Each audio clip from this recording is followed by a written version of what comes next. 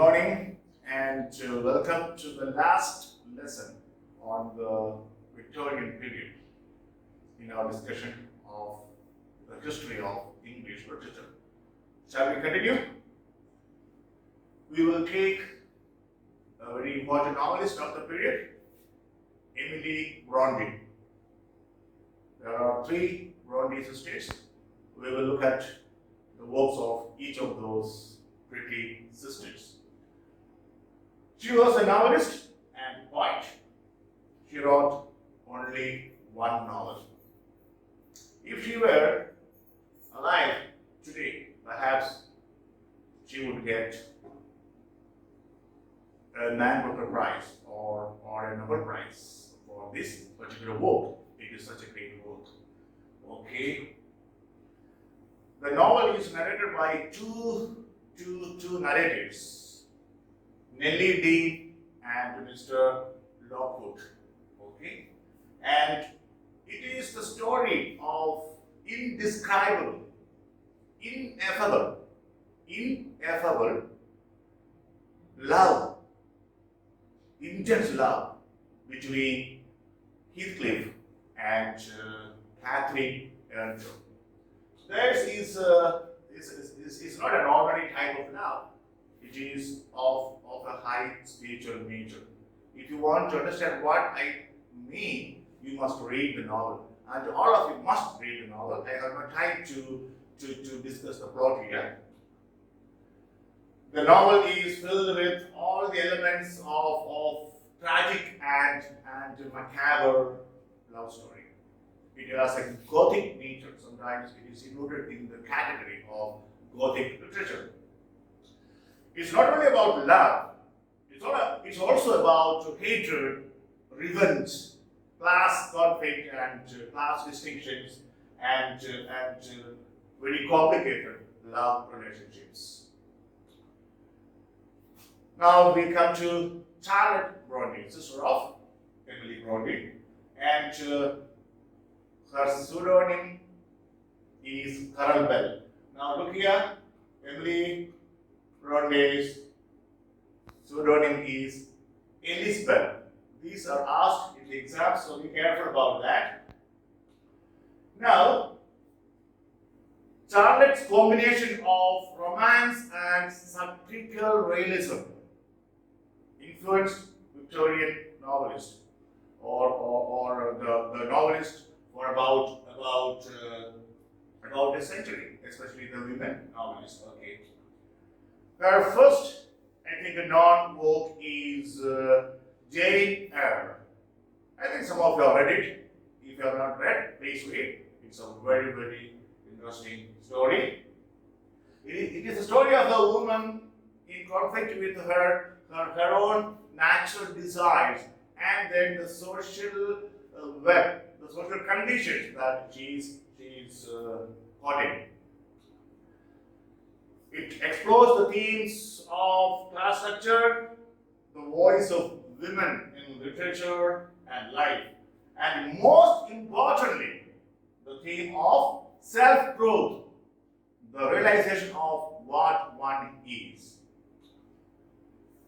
Now, a postmodern novelist, Jean Rhys, though written Rice, it is pronounced Rhys, a West Indian writer, has written a novel based on this, Jane Eyre.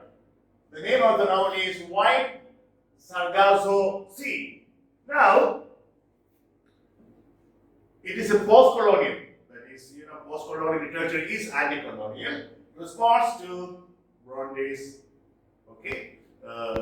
Charlotte Bronte's novel, Jane Eyre. Now, before that, what is the title? This White Sargasso Sea.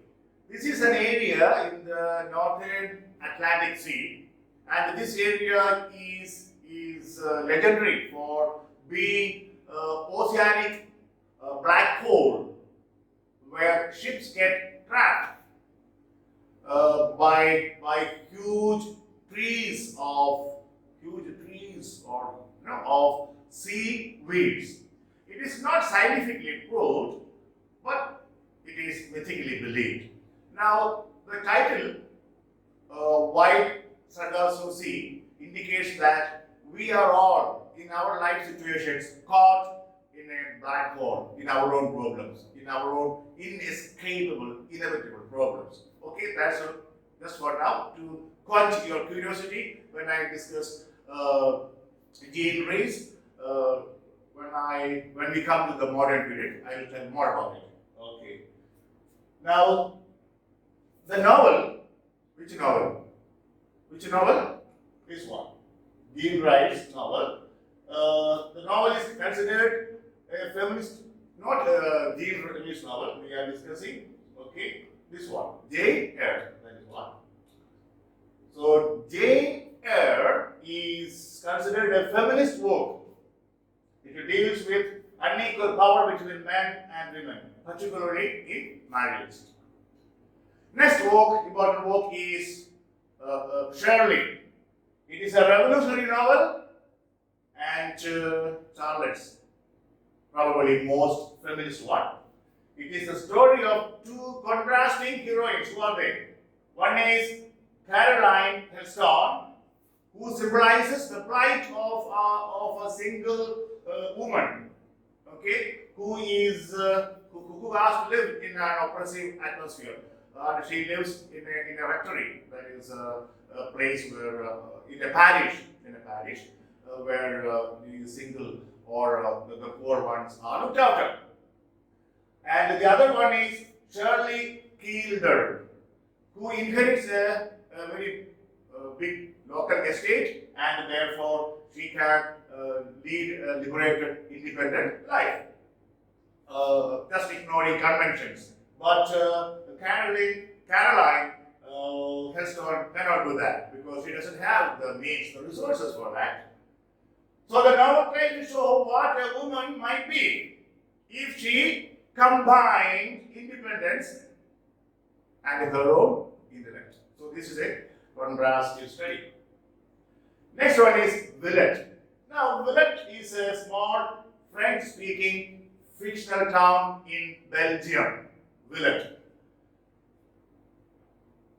After an unspecified disaster in the family of Lucy Snow, she travels to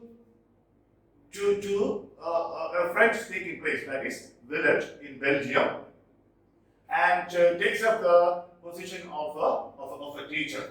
And then the novel dwells upon her adventure and romance. About this novel, Villette, two critics, Sandra Gilbert and Susan Gubar, made some observation. What is their observation? That observation is made in their book, written together jointly, The Mad Woman in the Attic. Remember this? We will discuss this later on when we discuss theories. They have argued that the character of Lucy Snow is based in part on William Shakespeare's Lucy poems. In part. Note that from examination point of view. Now, George Eliot, we already see her, has made a very pertinent observation about this novel.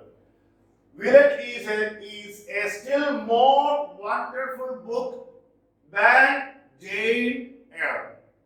There is something almost preternatural in its power. What is preternatural means? Something beyond the normal. That is the meaning of preternatural. Okay. Now we come to the third sister, Anne Bronte. Her pseudonym is Acton Bell. Okay. She was a novelist and poet, and her works, Agnes Grey. It tells the story of a young woman who takes up a job to look after her family. Okay. The Tenant of Wildfell Hall. It is a critique of the inequities between women and men in society, especially in marriage.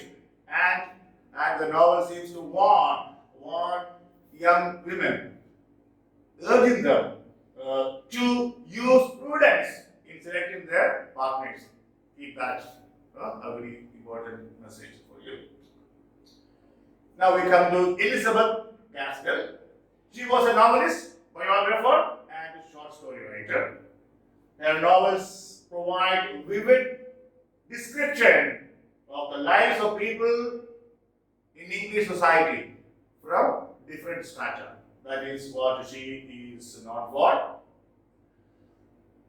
There was the life of Charlotte Bronte, and she was the first biographer of Charlotte Bronte. Okay. Cranford.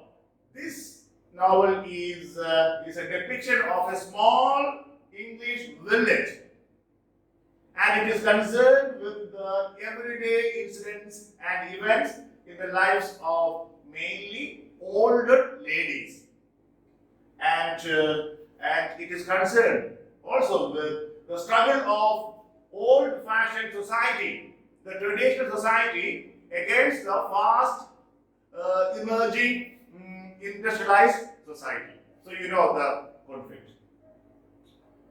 Ruth. It is a tragic story of a young woman, Ruth Hilton, who is good and pure despite her ignominious, means shameful, fallen past. But in the end, what happens? She dies as a very respected, revered, and beloved woman. That is the story of Ruth. North and South. It is a social novel and one of Elizabeth Gaskell's best known novel. Okay, it was written at the request of Charles Dickens. From the examination point of view, important. It is the story of the contrast between the values of rural England and those of the emerging industrialized part of England, that is northern England. Okay, the novel has a psychological complexity that anticipates George Eliot's novels of provincial life. Remember that? Margaret Hale is one of the most original heroes of Victorian literature. Margaret Hale, the protagonist of this novel, is one of the most original heroines of Victorian literature. Remember that. The protagonist, Margaret Hale. Wives and daughters. Okay, this deals with the stories of two young girls, Molly Gibson and her stepsister Cynthia. Okay, and how they grow and what problems they face in a very conventional, traditional society. Okay. Now we come to another important writer of the Victorian period, Anthony Trollope. One of his greatest merits was his perception of the social structure of Victorian England. He was an acute observer of society and its structure. Okay. Now, among Trollope's best-known works is a series of 6 novels, collectively known as Chronicles of Barsetshire. Okay, that revolved around the imaginary English country of Barsetshire. Now, look at some of the novels, or all of them. That is there, The Warren, The Barchester Towers, Dr. Thorne, Framley Parsonage, The Small House at Allington, The Last Chronicle of Barset. These are the 6 ones. But of all these 6 novels, Barchester Tower is the funniest, and Dr. Thorne gives us a picture of a social system based on birth and ownership of land. That means your economic status. The Last Chronicle is perhaps the most pathetic. Just remember briefly. Now, this is very important from the examination point of view, please. Trollope's political novels are popularly known as Palliser novels or parliamentary novels. These are also 6 in number. Very often questions are asked, whose novels are known as Palliser novels? Or, okay, that repeatedly this question was asked in many exams. In these novels, he introduced the fictional character of Plantagenet Palliser. Important from the examination point of view. Plantagenet Palliser, the Duke of Omnium. Some of the words, Can You Forgive Her is the first in the series. Remember that? The Palliser novels represent the peak of Trollope's, literary career, and they are his magnum opus. Remember? The novel The Way We Live Now is remarkable for its villain hero, the financier Melmoth, not a poet, for the exam. James Carroll, you know, his name is a household name, I am sure. Now we look at his works. Alice's Adventures in Wonderland. Okay, this is all about growing up, and again the theme of the tragic, inevitable loss of innocence. We have all lost our innocence as we have grown up, and then life as a meaningless puzzle. Yes, we are sometimes, I think, in complete, sort of puzzle, confusion, uncertainty about the purpose of life, the meaning of life. Okay, religious people have their own replies to such uncertainties, but as a thinking person, sometimes life can look very puzzling to you, very enigmatic, very mysterious to you. Okay, and then death as a constant and underlying menace. Okay, death is always a threat indeed, but we have to somehow encounter death and embrace death because there is no alternative. Okay, and then identity crisis, then the curiosity of children, all those things are there in this Alice's Adventures in Wonderland. Next one, from the examination point of view, it is very important. Through the looking glass, and what Alice found there. This is a sequel. So, what is the sequel to Alice's Adventures in Wonderland? This is the one. Through the looking glass and what Alice found there. It describes further adventures of Alice and her entry into another unreal world of illogical behavior. Okay. Now, his poem, The Hunting of the Star, is a nonsense poem. What is a nonsense poem? A nonsense poem resists any kind of rational or allegorical interpretation. That's why what the poem is, we may not be able to interpret rationally. That's a nonsense poem. Samuel Butler, he was a novelist, essayist, and critic. Yeah, this is a very important book, that is Erewhon. It is pronounced Erewhon. Erewhon. Or Over the Range. Now, what is Erewhon? Erewhon is an imaginary land or a country, and it is a satire. The title is a kind of anagram. It's an anagram. What's an anagram? When you take the letters of another word, rearrange it, and make another word. So this is an anagram from the word nowhere. You right? You get it. Now some critics call this novel an ectopia. We have heard about utopia and dystopia. So ectopia is between the two. So this is not a utopian world where everything is so happy, where everything is of good quality, and this is a welfare state. Utopia, dystopia is just the opposite, where everything is against what humans deserve or what humans need to get. So here you find a land between the two. That is why it is called ectopia. Okay. This novel anticipated the collapse of the Victorian illusion of progress. Victorians thought they would grow, they would progress through their scientific know-how, knowledge. But this novel, in fact, a sort of shatters that illusion or debunks that illusion. Okay. The Way of All Flesh, perhaps his most important book.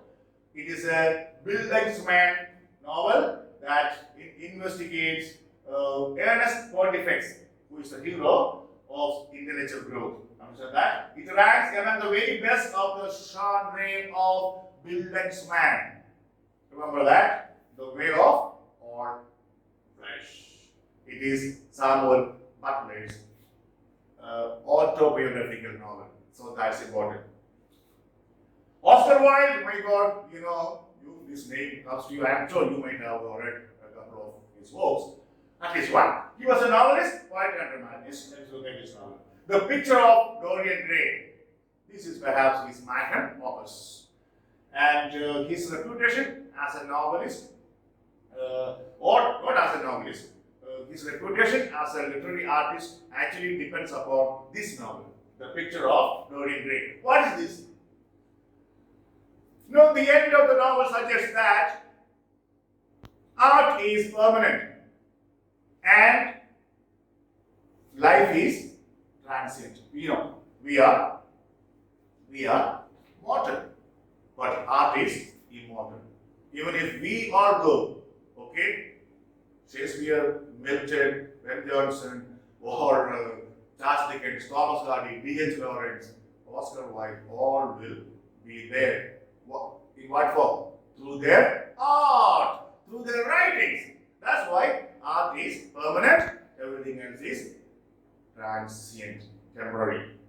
Now, the Picture of Dorian Gray can be also viewed as an expression of the triumph of the aesthetic movement, which placed value or which argued that literature should be written art for art's sake, not art for life's sake. In other words, they emphasized the artistic value of a work, not the capacity, the potential that it has to impart moral values. So art for art's sake, not art for value sake, that is, or life sake, or moral sake.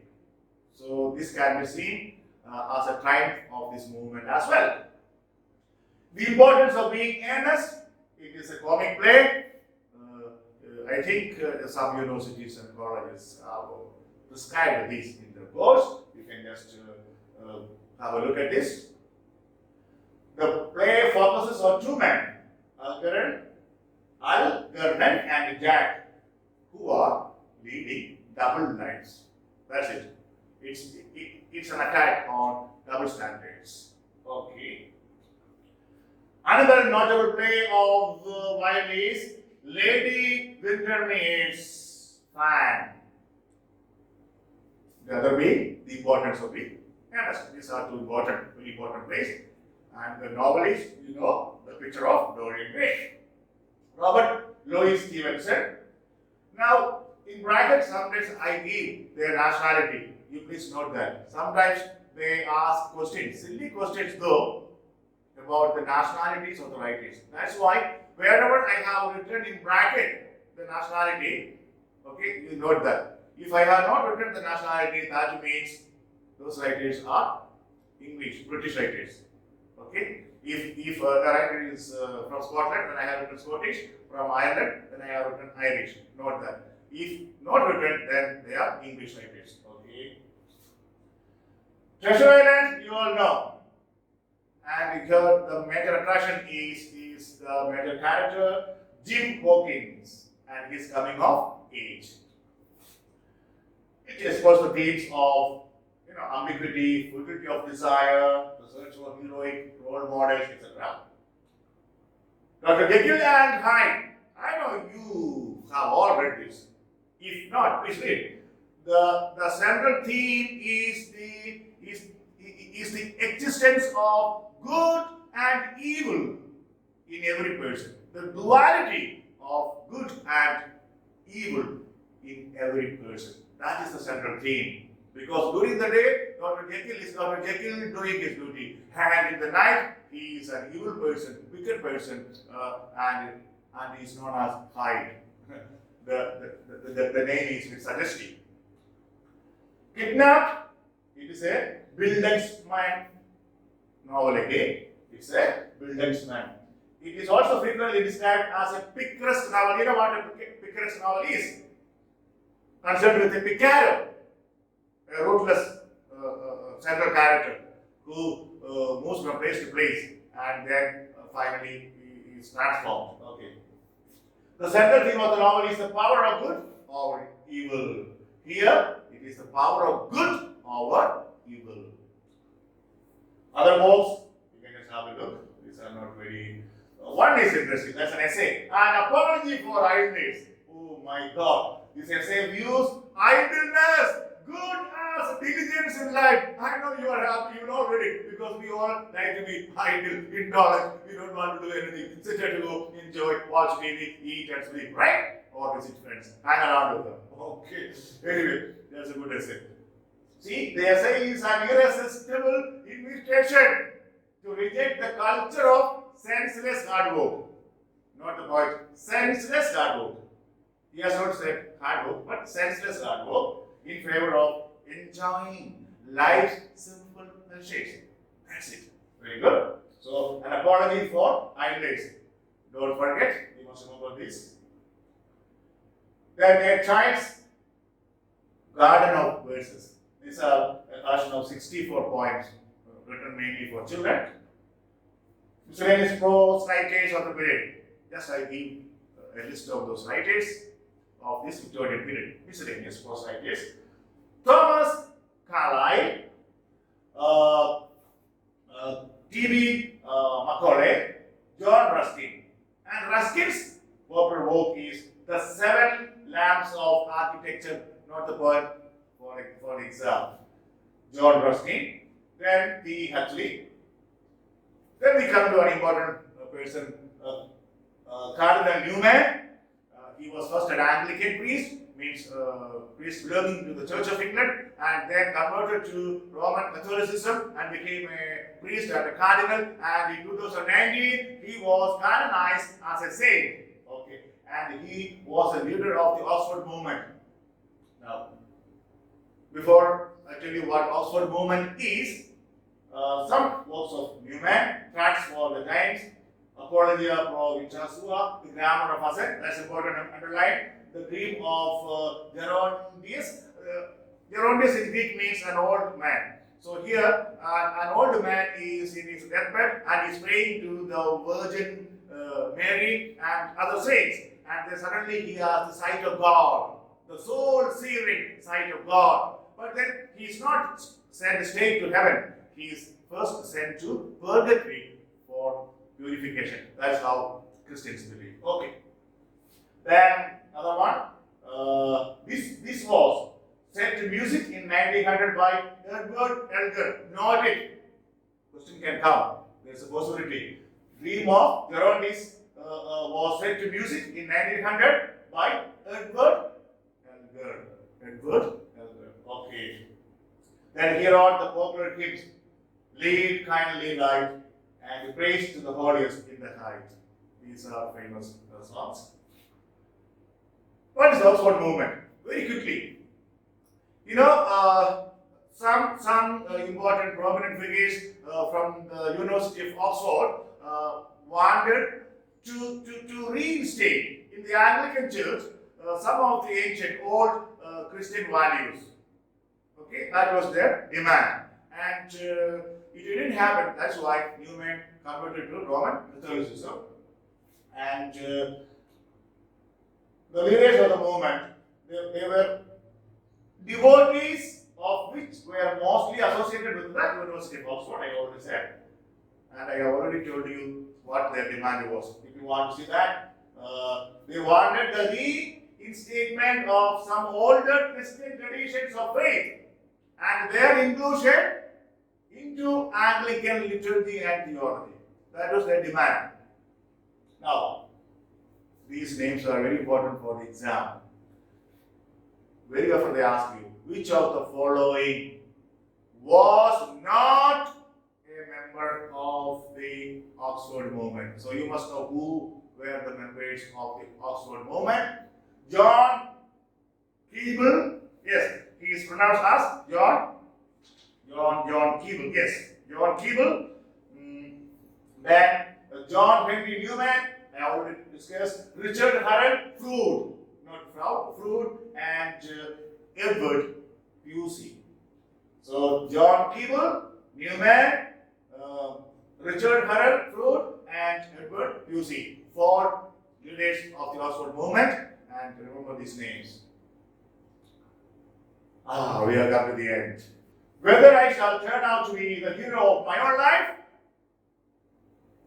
or whether that station will be held by anybody else, these pages must show. This is from David Copperfield by Charles Dickens. The novel begins with this line. Okay then, all the best. I will be meeting you very, very soon with lessons on the modern period and modern literature. Poets, novelists, and we have an addition now, dramatists as well. Okay then, take care, eat well, be happy, remain healthy, and be cheerful.